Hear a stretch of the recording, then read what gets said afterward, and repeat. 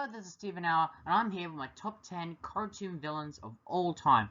Keep in mind, this list is purely subjective and personal opinion. I'm basing on the character design, the concept, and definitely the voice acting. So without any further ado, let's hop straight into this list.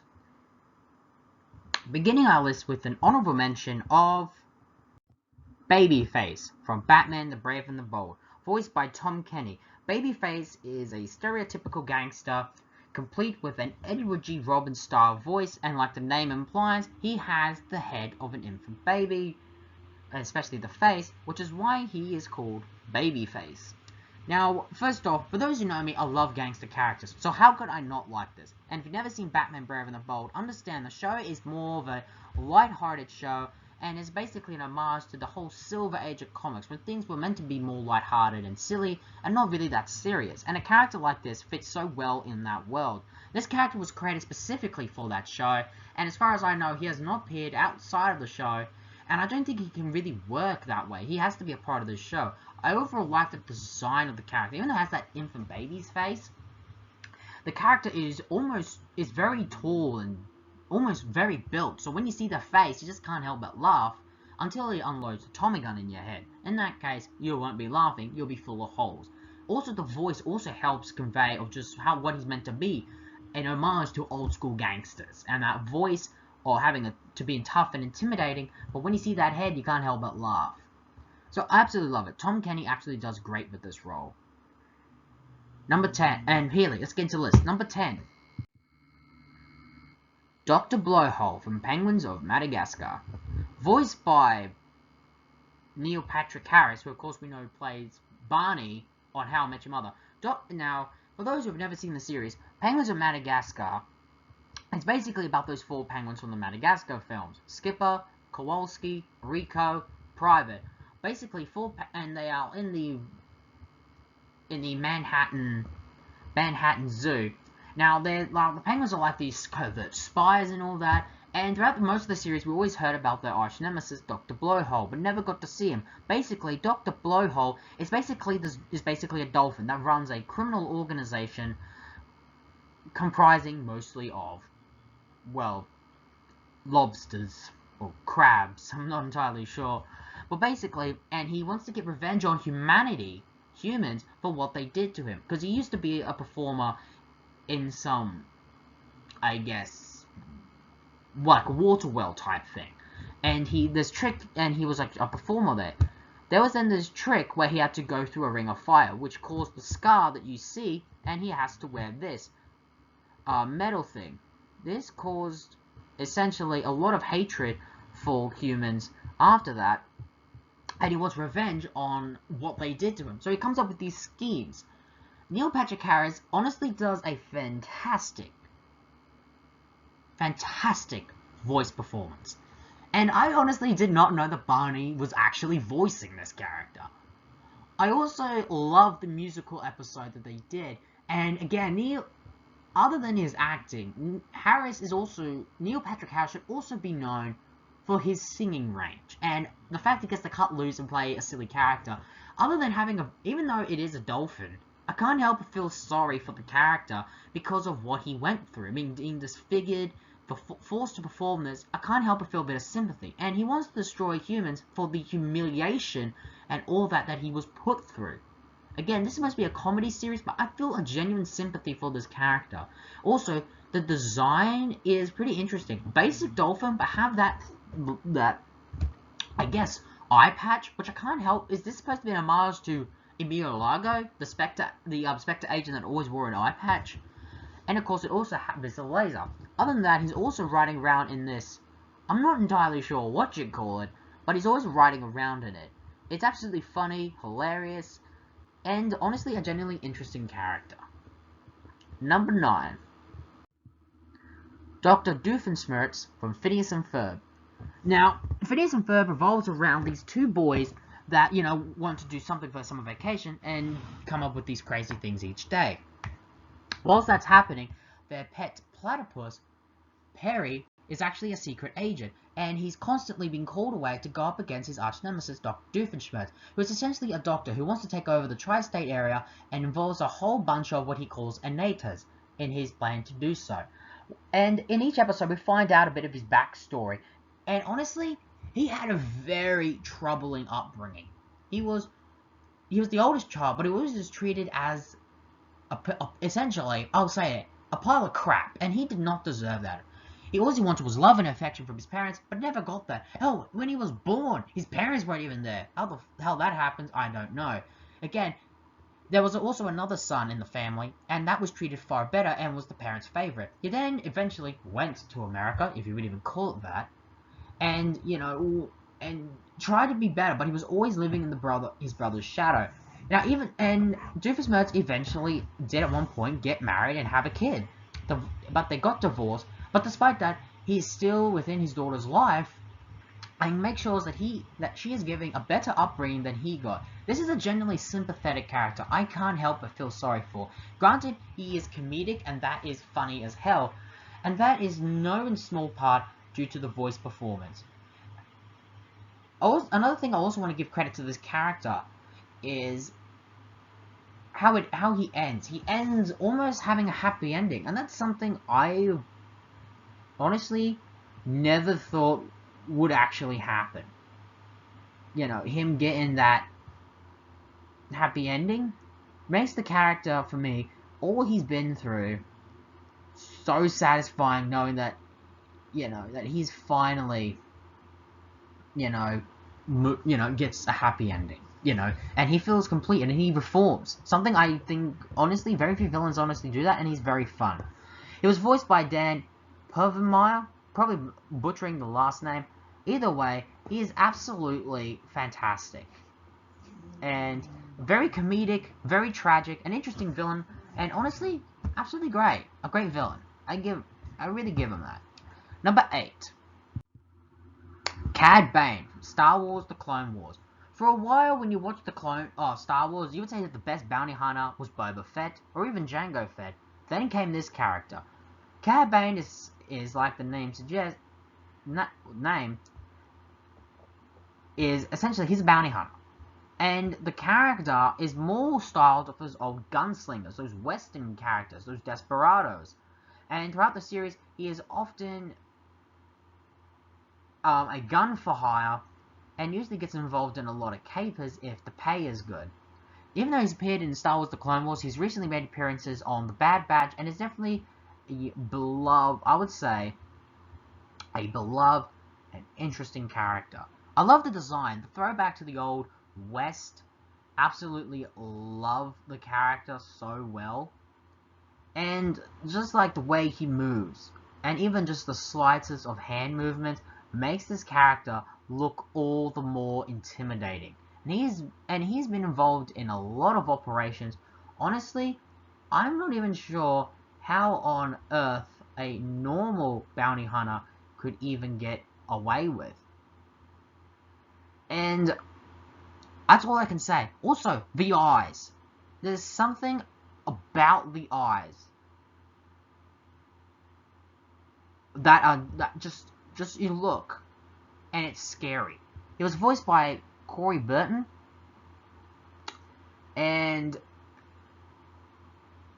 that's just that more dark, intimidating, just gets under my skin, and that is absolutely great. This is a really fantastic bounty hunter. Number 7.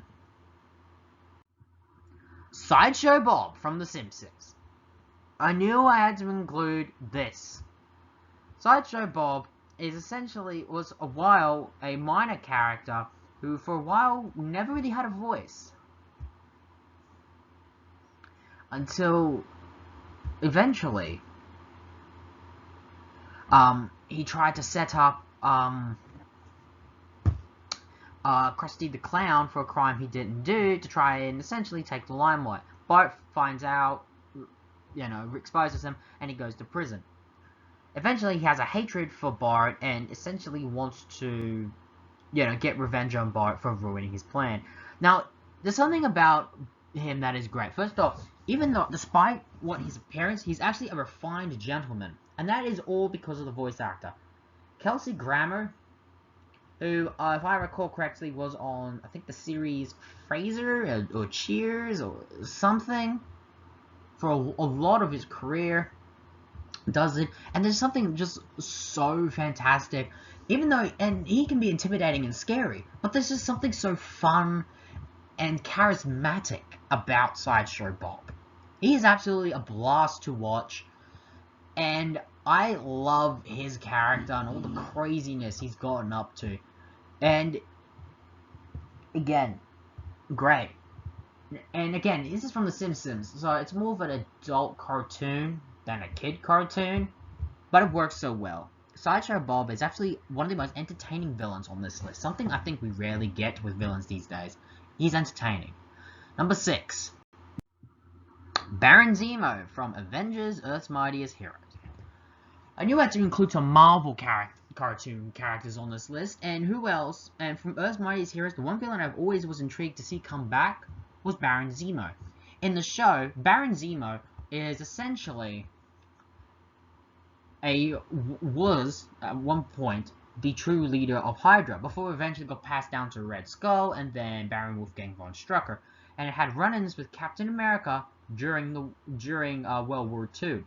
Eventually, an encounter with him gets him disfigured as he is exposed to Virus X. But thanks to an ally, Arlem Zola, he is given this special treatment to make sure that the virus doesn't kill him, swearing revenge on Captain America, but never got the chance to because he thought the Red Skull had killed not just him, but Bucky. But realizing that in the modern day, he is back, he swears revenge on Captain America, and is a part of the formation of the Masters of Evil to get rid of not just Captain America, but now his new team, the Avengers. And after Captain America, he is Captain America's arch nemesis. And I just like how that's his whole drive. Getting rid of Captain America for everything. Very few, honestly, villains, I think, honestly have that. Just their drive is just for that. Revenge. Voiced by Robin Atkin Downes, who honestly is fantastic. Now, there is Baron Zemo in the MCU, but honestly, this is comic book accurate that you can ever get. And honestly, there's something about the design here. It's colorful, but has a bit of an intimidating factor that I think we don't ever get. He's also quite a skilled sword fighter, and arguably is very athletic, and is honestly always thinking several moves ahead. He doesn't completely trust his own allies, and tries to use brute force to to fall them into line. He is really Captain America's arch nemesis on the show, more so than Red Skull, and that's saying something. Number 5. Shigo from Kim Possible. I love this show. Kim Possible revolves around this crime fighter who's trying to complete her schoolwork, but also go around saving the world from evildoers. And there's a lot of great villains you got from that. Dr. Draken, voiced by John DiMaggio, Monkey Fist, but Shigo was honestly one of my favorites. Basically, Shigo is the sidekick to Draken, and a sort of kind of henchman type character. It's revealed that her past used to be a superhero before she turned to villainy, courtesy of she loved the evilness of the job. And is definitely very much is definitely a skilled fighter, has superpowers, and is definitely given Kim a run for her money, along with Team Possible on several occasions. She is voiced by Nicole Sullivan, and honestly, she's sarcastic, very witty, and honestly doesn't really fear her boss, which is weird, because most villains probably would. But honestly, the design also too. There's something just about it that works, and I like the interesting backstory. She used to be a good guy before becoming a bad guy. I can't help but feel that just feels so poetic. And honestly, she's very, very like easily ticked off, which provides a lot of comedy relief. She's mostly just usual straight, straight thinker, doesn't, overthink things. But yeah, she's absolutely great, and definitely, arguably, I say the series' best villain, even more than Draken, and that's saying something. But honestly, you can't help it when you like a villain over the other. Number 4, Bradford from the DuckTales reboot. Now, Bradford is basically a board member in Scrooge's company, Scrooge's company, and turns out is the secret leader of Fowl, who are essentially this organization clearly inspired by Spectre, the Bond series, but it turns out that this organization is not for criminal deeds, it's to maintain order. You see, Bradford is unlike the other villains who honestly do things for power, wealth, gain, or respect. Bradford does criminal means because he feels it's necessary. In his mind, in Bradford's mind, like, the world needs to be kept in check.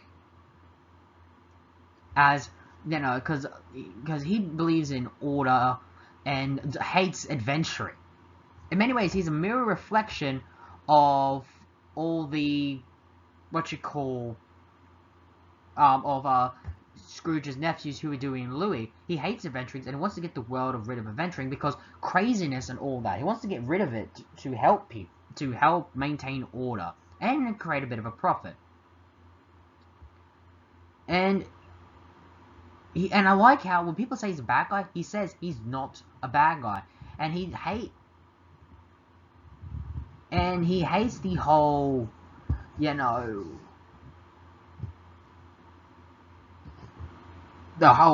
villain lifestyle, because he doesn't like that, or the over glamorizing it all. And I kind of like that. He's a villain who doesn't view himself as a villain, and his organization is to essentially, make sure that there's order and get rid of all the chaos and everything that has come with it. I genuinely like that about his character. It makes him very interesting and very fun. He was voiced by Mark Evan Jackson, and honestly, fantastic performance here. Fantastic performance. And I can't help but just like this character, and I like how he doesn't view himself as a villain, but he is a villain. And he wants to get rid of everything magical, everything adventurous, to make the world a better place in his twisted mind. But that does not just mean artifacts. That means anyone with any special ability has to go. From superheroes to magical beings, they all have to go. He's even willing to knock off his own crew to get there. And when I knock off, I don't mean kill, which is on his... He gets a far worse fate, but throws them into this thing where they erase from existence. That is horrifying to do so. And I like that bit of his character. He's willing to go to extreme lengths to achieve his vision. And that is something I thought I'd never say, or never picture, to have a really interesting and beloved character. Number 3. Tombstone from Spectacular Spider-Man. I love this character. And he's arguably my favorite villain on that show. For those who've never seen the show, Spectacular Spider... Okay, of course you would have. It's a Spider-Man cartoon. Spider-Man life, Peter Parker life, intertwining, fighting the bad guys. And a recurring bad guy is Tombstone. In the comics, Tombstone was either a mob boss / enforcer. In the show, he is one of the city's reigning crime lords. Other than going by the alias Tombstone, which is the name he likes, he also goes by the name The Big Man, which essentially is a title reserved for whoever is really controlling the criminal underworld. And he's responsible for the creation of supervillains, and has constantly gone up against Spider-Man on numerous occasions. Tombstone here is more of a kingpin type character, a businessman who manipulates the system for his own benefit. It's also shown that he also has helped Spider-Man on numerous occasions. And I love the honestly, the image. The design here is very, very, very Tombstone. Even though the character is not comic accurate, I can't deny that he is absolutely fun. And I also like how he views himself. He always says he's L. Thompson Lincoln. And that. And again, he views himself more as a businessman than anything else. Now, the character for most of the series, except for the first episode, was voiced by Kevin Michael Richardson. And honestly, that deep baritone voice is very, very intimidating. And honestly, I think he's probably one of the most interesting cartoon gangsters of them all. There's something about the design and how it's just so intimidating. But he comes off not just a businessman, but a likable philanthropist. All fun and good. And honestly, he takes the number 3 spot. Number 2. Number 2, I gave it a tie. Number 2 goes to both the Joker and Two-Face from Batman the Animated Series.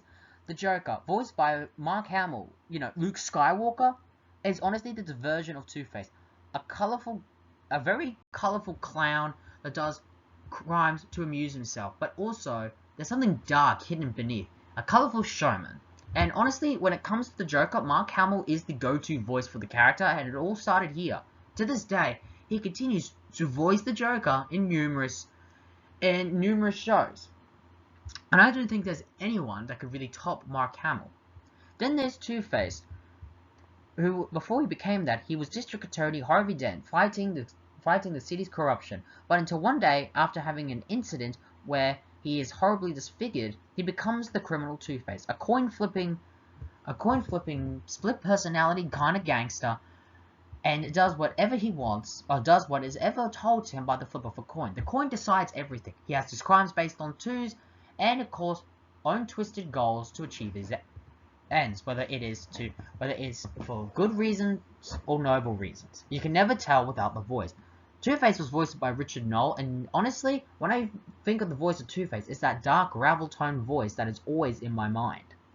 I decided to give a tie because I love these two, and I could not bear putting one above the other, or I have to kick one off the list, and I could not bear kicking the rest off my list. So I decided to give it a tie, because these two are so great. Anyway, with all that out of the way, let's get to my number 1 favorite cartoon villain. And that goes to Professor Pericles from Scooby-Doo Mystery Incorporated. The idea of Scooby-Doo having an arch nemesis is something I thought real would be but honestly, when watching this show, I can't, disagree. Professor Pericles was the former mascot of the original Mystery Incorporated. He is a parrot, and essentially he is the team's brain, and had a relationship with Ricky Owens in the same vein of relationship between Scooby and Shaggy Rogers. And basically, in the show, he wants to outsmart, basically, his whole essentially mission in life, goal, is to free the evil entity and become all powerful in return. And he has done so many horrible acts. He's responsible for actual deaths on the show. He's a criminal intellect, and the voice just oozes sophistication, and in many ways, the voice actor also provides not just that, but also something creepy and dark. Something I thought would never be that. But that German accent, really it. He was voiced by Ulrich Kier, and the German accent, for me, just makes the character both sophisticated, but also brought a bit of a dark presence. The design of his present self with that scar makes it interesting. And he's an intellectual threat. He can think of plans on the spot, and and the fact he's willing to kill not just people that get in his way, but he's willing to kill even members of his own team to get there. Again, and he is arguably, and I honestly like this character because rarely does Scooby-Doo actually have an arch nemesis, and Professor Pericles is that. I also find it interesting that his past was he used to be a mystery solver himself, but then he became obsessed with finding this mystery behind Crystal Cove to release this evil entity, become all powerful, consumed him, and his evil side came out. He is a dark reflection of Scooby-Doo. He is my favorite.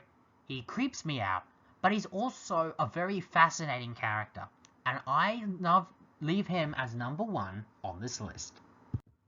So that was my top 10 cartoon villains. Do you agree? Obviously I left out quite a bit of popular, but if they're not on the list, it's probably because I've never seen the actual show or I've never heard of them. So please write down your lists in the comments on who are your top 10 favorite cartoon villains. Also, tune in next time when we do another top 10 video. And until then, this has been the Steven Hour, and ladies and gentlemen, so long for now.